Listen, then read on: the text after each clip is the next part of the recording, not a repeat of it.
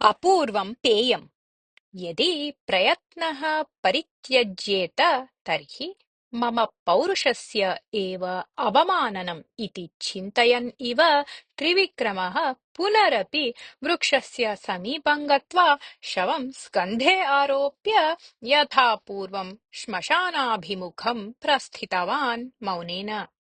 तदा शवान्तर्गतः वेतालः अवदत्, अये राजन्, अन्धकारमये अपि काले विपरीतस्थितौ श्मशान श्मशानमार्गे अपि भवतः गतिः तु अकुण्ठिता, यतः भवतः लक्ष्यं स्फुटम् अस्ति।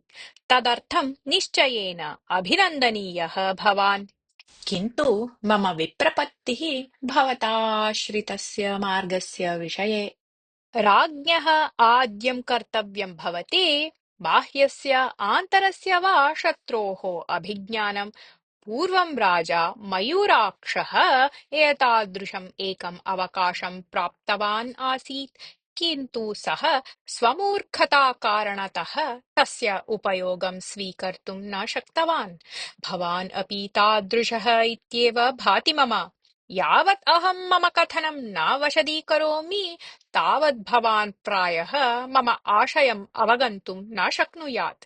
अतः मयूराक्षराजस्य कथां विस्तरेण श्रावयामि, श्रद्धया शृणोतु तावत् इति। अनन्तरं वेतालेन कथारब्धा। पूर्वं काम्भोजराज्यं मयूराक्षः नाम राजा पालयति स्म। अपूर्ववस्तुसङ्गृहे तस्य विशेषासक्तिः आसीत्। ये अपूर्वं वस्तु आनीय यच्छन्ति तेभ्यः प्रभूतं धनं दत्त्वा तान् पुरस्कारोति स्म सः। अतः देशस्य नानाकोणेभ्यः जनाः अपूर्वं वस्तु दातुं राज्ञः समीपम् आगच्छति स्म। एकदा कश्चन विलक्षणः पुरुषः राज्ञः आस्थानम् आगतवान्। सः आप्रपदीनं युतकं धृतवान् आसीत्। तदीये नेत्रे भावशून्ये इव दृश्येते स्म। सः खल्वाटः आसीत्, मुखे अल्पं श्मश्रु विराजते स्म। तस्य हस्ते एकं पात्रम् आसीत्। सः महाराजं प्रणम्य स्वपरिचयं वदन् अकथयत्, महाराज, अहं भूतनाथस्य कलहकेतुनामकस्य शिष्यः गरलभोगी नामकः। अहं दीर्घकालं यावत् गुरोः सेवां कृत्वा एकस्य अपूर्वस्य पेयस्य सज्जीकरणविधिं ज्ञातवान् अस्मि। तत् पेयं पीतं चेत् मनुष्यस्य वास्तविकं व्यक्तित्वं ज्ञायते इति। तदा महाराजः अवदत्, मनुष्यस्य वास्तविकं व्यक्तित्वं द्रष्टव्यं चेत् भवतः पेयस्य का आवश्यकता? तदीयाः व्यवहाराः सूक्ष्मतया परिशीलिताः चेत् व्यक्तित्वम् अवगम्यते एव इति। भवतः कथनम् अवास्तविकम् इति अहं न वदामि, किन्तु तत् असम्पूर्णम् इति तु सुस्पष्टम्। व्यवहाराः बाह्यव्यक्तित्वं निरूपयेयुः, न तु आन्तरिकम्। आन्तरिकं व्यक्तित्वम् एव वास्तविकं स्वरूपं मनुष्यस्य। केषुचित् आन्तरिकं बाह्यं च परस्परविरुद्धम् अपि भवितुम् अर्हति। उदाहरणार्थं भवतः आस्थानम् एव परिशीलयाम। अत्र स्थिताः सर्वे राजभक्तिमन्तः इति तु बाह्यदर्शनात् स्पष्टम्, किन्तु आन्तरिकतया अत्रैव केचन शत्रवः अपि स्युः। तादृशं रूपं प्रदर्शयति मया सज्जीकृतं तत् पेयम्। आश्चर्यकरम् एतत् सर्वम् इति आश्चर्ययुक्तस्वरेण उक्त्वा राजा आगन्तुकम् अपृच्छत्, किं भवान् स्वकथनम् इदानीम् एव प्रमाणीकर्तुं शक्नुयात् इति। कुतो न? भवत्पुरतः द्वारपालकः कश्चित् अस्ति खलु, तम् एव एतत् पाययित्वा परीक्षितुम् अर्हति भवान्। हस्तस्य मणिं द्रष्टुं दर्पणः न आवश्यकः खलु इति साभिमानम् अवदत् गरलभोगी। राजा झटिति रक्षकभटम् आनायितवान्। एतत् पीयताम् इति आदिश्य तस्मै तत्पेयं दत्तवान् च। सः रक्षकभटः राजाज्ञां शिरसा वहन् पेयं पीतवान्। अनन्तरक्षणे एव तस्य व्यवहारे परिवर्तनं जातम्। सः राज्ञः पुरतः एव अशिष्टव्यवहारम् आरब्धवान्। राज्ञः पार्श्वे उपविष्टे मुख्यरक्षापाले क्रोधं प्रदर्शयन् उच्चस्वरेण अये रक्षपालाधमा, आसनात् अवतर रे, मां सर्वेषां पुरतः भर्त्सितवान् खलु भवान् दिग्भवन्तम् इति उक्त्वा स्वस्य शूलं तम् उद्दिश्य वेगेन क्षिप्तवान्। मुख्यरक्षापालः किञ्चित् अपसृत्य शूलप्रहारात् आत्मानं रक्षितवान्। शूलं स्तम्भे लग्नं स्यात् भूमौ आपतत्। एतत् सर्वं दृष्ट्वा स्तम्भास्थाः सर्वे आश्चर्यचकिताः। एषः भवता भर्त्सितः इत्येतत् किं सत्यम्? इति राजा मुख्यरक्षापालम् अपृच्छत्। आम्, एषः परह्यः कर्तव्यपालने प्रमादं कृतवान् आसीत्। अतः मया दण्डसंहितायाः अनुगुणं दण्डः विहितः, प्रमादार्थं भर्त्सितः च इति अवदत् मुख्यरक्षापालः। एतस्मात् स्पष्टं यत् मुख्यरक्षापालविषये रक्षकभटस्य यः क्रोधः अन्तः तपन् अपि सुप्तः आसीत्, सः इदानीं पेयस्य प्रभावतः प्रकटितः इति राजा वस्तुस्थिते विश्लेषणं कृतवान्। आम् महाराज, पेयस्य वैशिष्ट्यम् एव एतत्। अन्तर्निर्हितं भावं बहिः आनयति एतत्। तस्मात् मनुष्यस्य वास्तविकं स्वरूपं प्रकटितं भवति इति उक्तवान् गरलभोगी।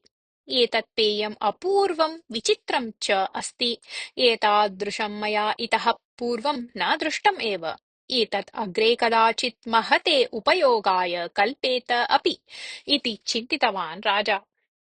ततः सः आदिष्टवान् यत् सः द्वारपालकः कारागारे स्थापनीयः इति। गरलभोगिनः वासव्यवस्था अतिथिगृहे सम्मानपूर्वकं कल्पनीया इत्यपि आज्ञापितवान् सः। तस्मिन् एव दिने मुख्यरक्षापालः महाराजम् एकान्ते दृष्ट्वा निवेदितवान्, प्रभो, द्वाररक्षकः गरलभोगी च सम्भूय एतत् सर्वं दर्शितवन्तौ स्याताम् कदाचित्। अतः तस्य पेयस्य योग्या परीक्षा करणीया।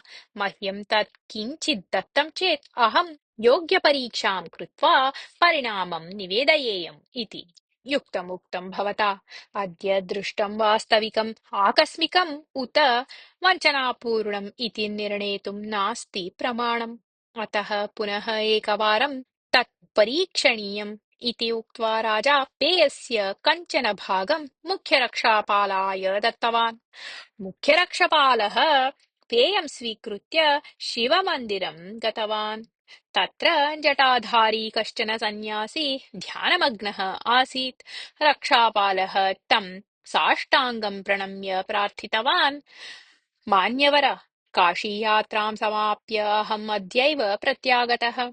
एतस्मिन् पात्रे गङ्गाजलम् अस्ति। यदि भवान् तत् सेवेत तर्हि अहं पुण्यभाक् भवेयम् इति। सन्यासी आशीर्वादं कृत्वा तत् पेयं पीतवान्। सन्यासिनी कीदृशं परिवर्तनं भवेत् इति प्रतीक्षमाणः आसीत् रक्षापालः। अत्रान्तरे झटिति उत्थितः सन्यासी पार्श्वस्थेन दण्डेन मुख्यरक्षापालं सम्यक् ताडितवान्। तावदेव न, सन्यासिनः सुवर्णाङ्गुलीयकं कण्ठहारं चापि बलात् वशीकृतवान् सः।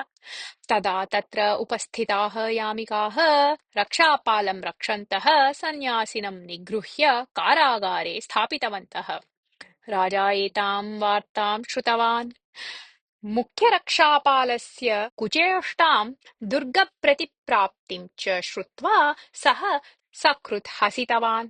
अनन्तरकाले सः गाम्भीर्येण अचिन्तयत्, न जाने मम देशे कियन्तः दुष्टाः सन्न्यासिवेषेण जीवन्ति इति।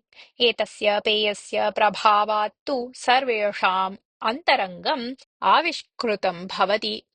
अतः महाप्रमाणेन एतस्य पेयस्य सज्जीकरणार्थं लक्षशः सुवर्णनाणकानां व्ययः अपि युक्तः एव इति। तदवसरे राज्ञी तत्र आगतवती। राजा तां पेयस्य वार्तां निवेद्य एतस्य प्रयोगतः स्थलद्वये गुप्तापराधिनौ गृहीतौ। अतः राज्ये सर्वत्र विकीर्णानाम् अपराधिनां ग्रहणार्थम् एतत् नितराम् उपकारकं स्यात् इति अवदत्।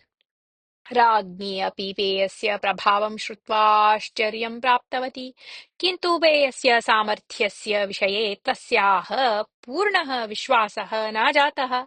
अतः सा महाराजम् उक्तवती, अहम् एतस्य पेयस्य प्रभावं प्रत्यक्षं परीक्ष्य अपराधिग्रहणविषये उपकारत्वम् अस्ति वा न वा इति ज्ञातुम् इच्छामि। यावत् अहम् एतत् परीक्ष्य मदीयम् आशयं न वदामि तावत् एतद्विषये कोऽपि निर्णयः न करणीयः इति। तथैव भवतु इति उक्त्वा राजा राज्ञै अपि कश्चन भागं दत्तवान्। राज्ञी तत् नीत्वा परिचारिकां सुभाषिणीं पायितवती। पेयं पीतवती सुभाषिणी पाकशालां गत्वा पाचकम् उद्दिश्य अवदत्, ह्यः वराकी एषा महाराज्ञी मां विना कारणं तर्जितवती। स्नानसमये मया पारिजाततैलं न उपयुक्तम्, प्रत्युत चम्पकतैलम् उपयुक्तम् इत्येतत् तस्याः कोपस्य कारणम्। एतस्मिन् काले पारिजातपुष्पाणि न लभ्यन्ते इति किं सा न जानाति? यत् अलभ्यं तत् मया कथं वा उपयोक्तुं शक्येत? वस्तुतः अपमानोद्देशेन एव तया तथा कृतम्। अधिकारदर्पः तथा कारयति। एतस्य अपमाननस्य प्रतीकारः मया करणीयः एव। भवता अद्य विषमिश्रितम् अन्नं सज्जीक्रियताम्। अहम् एव तत्राज्ञै दत्त्वा खादयिष्यामि इति। पाचकद्वारा प्रवृत्तं श्रुत्वा राज्ञी दिग्भ्रान्ता। राज्ञीतः वार्तां श्रुत्वा राजा अवदत्, दुष्टानां ग्रहणार्थम् एतत् नितराम् उपकरोति इति तृतीयप्रयोगात् अपि ज्ञातम् अस्ति। अतः लक्षशः सुवर्णनाणकानि व्ययीकृत्य महता प्रमाणेन एतत् पेयं सज्जीकारयिष्यामि। ततः अधिकारिणः, अन्यराजोद्योगिनः, प्रजाः च तत् पाययित्वा के सज्जनाः के च दुष्टाः इति परिशीलयिष्यामि। दुष्टान् यथा योग्यं दण्डयिष्यामि। काम्भोजराज्ये केवलसज्जनाः एव सन्ति इति कीर्तिः सर्वत्र यथा प्रसरेत् तथा कारयिष्यामि इति। तदा राज्ञी अवदत्, पेयस्य सामर्थ्यस्य विषये मम इतोऽपि सन्देहः। सुभाषिणी मां प्राणप्रियां भावयति इत्यत्र नास्ति एव सन्देहः। मद्विषये तस्याः रोषः कोपः वा सर्वथा नास्ति, न भविष्यति अपि। भवान् स्मरत्येव खलु, उद्याने विहारसमये वृक्षशाखायां लम्बमानं मां द्रष्टुम् उद्युक्तं सर्पं सा प्राणापायम् अपि अविगणय्य हस्तेन गृहीत्वा दूरे क्षिप्तवती इति। अतः पेयस्य प्रभावः सत् उत असत् इति चिन्तनीयम् इति। एतत् श्रुत्वा राजा झटिति आसनात् उत्थाय मुख्यद्वारस्थां घण्टां वेगेन वादितवान्। तदा झटिति बहवः सैनिकाः तत्र उपस्थिताः। राजा तान् आज्ञापितवान् यत् सः अतिथिभवनस्थः दुष्टः गरलभोगी मान्त्रिकः शूलमये कूपे निर्दयं क्षेपणीयः इति। वेतालः एवं कथां समाप्य अवदत्, अये राजन्, गरलभोगी शूलमये कूपे क्षेपणीयः इत्येषा राजाज्ञा किं विवेकपूर्णा? पेयस्य प्रभावात् तेन ज्ञातुं शक्यम् आसीत् यत् कः सुहृत् कः शत्रुः कः हितैषी कश्च दुष्टः इति। चोरद्रोही वञ्चकादीनाम् अभिज्ञानार्थं स्थितं सुलभमार्गं किमर्थं तिरस्कृतवान् सः? राज्यं अपराधरहितं कर्तुं स्थितः अवकाशः किमर्थं वा तेन अपेक्षितः। त्रिवारम् अपि पेयस्य सामर्थ्यं प्रमाणसिद्धं जातम्। तथापि राज्ञी वचनं श्रुत्वा क्षणिकावेशेन व्यवहृतवान् राजा। किं सः न अविवेकी? मम तेषां प्रश्नानाम् उत्तरं ज्ञात्वापि यदि भवान् न वदेत् तर्हि भवतः शिरः सहस्रधा भग्नं भवेत् इति। तदा मौनं स्थातुम् अशक्तः राजा त्रिविक्रमः अवदत्, राजा अपूर्ववस्तूनां सङ्ग्रहे तावत् आसक्तः आसीत् यत् प्राप्तस्य वस्तुनः अप्रत्यक्ष सूक्ष्म दुष्प्रभावम् अवगन्तुं सः असमर्थः जातः आसीत्। अतः एव पेयस्य बाह्यप्रभावं दृष्ट्वा सः तथा प्रभावितः अभवत् यत् समग्रे देशे स्थितान् दुष्टान् अपराधिनः च कर्तुम् उद्युक्तस्य गरलभोगिनः दुरुद्देशं ज्ञातुं सः असमर्थः जातः।